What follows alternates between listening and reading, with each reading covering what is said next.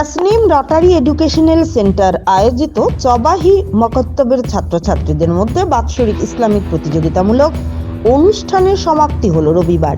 উল্লেখ্য, শনিবার থেকে কাছাড় জেলার নতুন দয়াপুর মহাক্ষেত্রী পাড়ে তসনিম রটারি এডুকেশনাল সেন্টারের উদ্যোগে 2 দিন ব্যাপী চবাহি মকত্তবের ছাত্রছাত্রীদের মধ্যে বাৎসরিক ইসলামিক প্রতিযোগিতামূলক অনুষ্ঠানের আয়োজন করা হয়।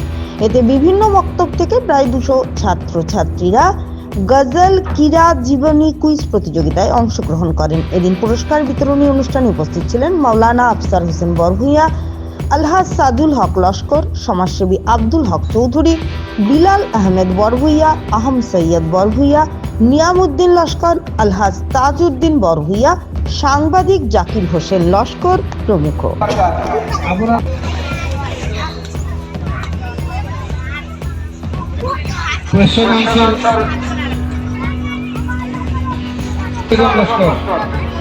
आशमीना बेगम लश्कर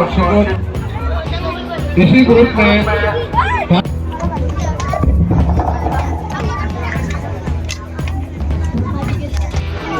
ये बच्चे पहले ওরহমাতুল্লাহি ওয়া বারাকাতুহু। আপনারা সবাইকে আমি আমার অন্তরের অন্তঃস্থল থেকে আন্তরিক প্রীতি শুভেচ্ছা জানাই। গত বছর তসনিম রটারি এডুকেশনাল সেন্টারের পক্ষ থেকে আমরা এরকম একটি প্রতিযোগিতামূলক অনুষ্ঠানের আয়োজন করেছিলাম। সেই অনুষ্ঠানে আপনাদের সাহায্য সহযোগিতা আমাদের কাছে যেরকম প্রশংসনীয় ছিল।